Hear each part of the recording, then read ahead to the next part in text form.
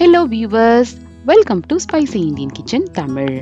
இன்னைக்கு நம்ம சேனல்ல ரொம்ப ஈஸியான ஸ்வீட் ரெசிபி தான் பார்க்க போறோம். நார்த் இந்தியால பாப்புலரா இருக்க மால்பூவா எப்படி பண்றதுன்னு பார்க்கலாம். நம்ம எப்போதும் பண்ற ஸ்வீட் மாதிரி இல்லாம இது கொஞ்சம் டிஃபரெண்டா இருக்கும். வாங்க எப்படி பண்றதுன்னு பார்க்கலாம். ஃபர்ஸ்ட் சக்கரை பாகு பண்ணிக்கலாம். அதுக்கு ஒரு பேன்ல 1 கப் சக்கரை எடுத்துக்கோங்க.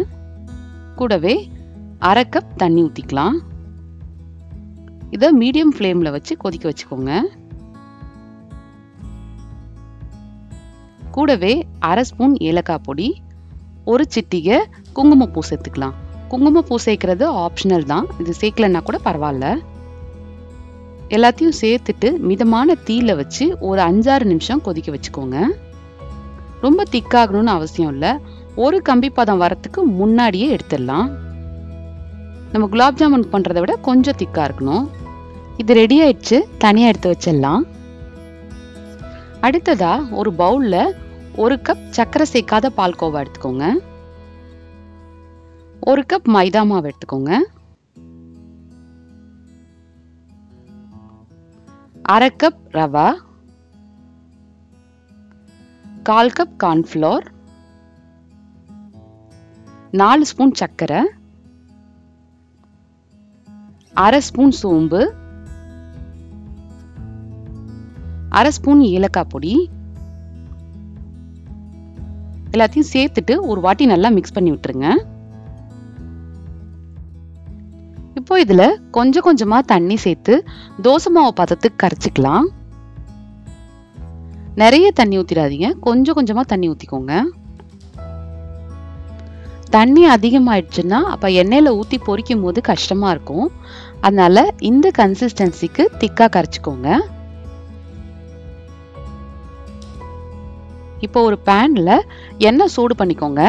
எண்ணெய் மீடியம் லோ ஹீட்ல இருக்கணும். ஒரு குழிக்கரண்டி வச்சு கொஞ்சம் கொஞ்சமா மாவு ஊத்திக்கோங்க. ரொம்பவும் சிம்ல வச்சுட்டா மாவு வேகிறதுக்கு லேட் ஆகும். அதனால மீடியம் ஹீட்டுக்கும் சிம்முக்கும் நடுவில் வச்சுக்கோங்க. நம்ம பூரிக்கு பண்ற மாதிரி அப்பப்போ எண்ணெய் தெளிச்சு விட்டுட்டே இருங்க மேல. அடுத்ததா இன்னொரு கரண்டி மாவு ஊத்திக்கலாம். ஃப்ளாட்டான பாத்திரமா இருந்தா இன்னுமே ஈஸியா இருக்கும்.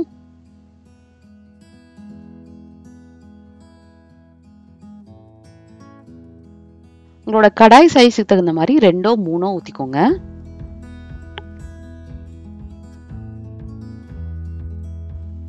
இப்போ மிதமான தீயில வச்சுக்கோங்க.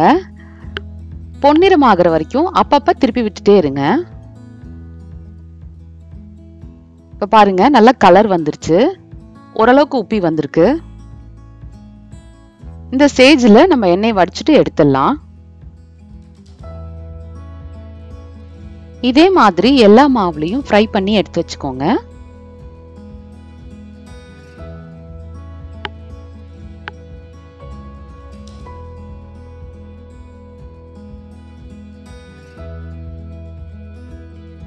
இப்போ இது எல்லாத்தையும் சக்கரை பாகுல போட்டுடலாம். 2 பக்கமும் நல்லா திருப்பி திருப்பி விடுங்க, அப்பதான் சக்கரை பாகு நல்லா ஒட்டும்.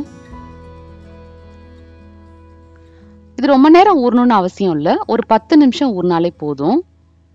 ஊறின பிறகு தனியா எடுத்து வச்சிடலாம்.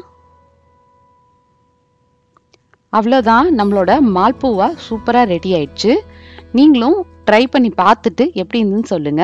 இந்த வீடியோ பிடிச்சிருந்ததுன்னா லைக் பண்ணுங்க, ஷேர் பண்ணுங்க, மறக்காம ஸ்பைசி இந்தியன் கிச்சனுக்கு சப்ஸ்கிரைப் பண்ணுங்க.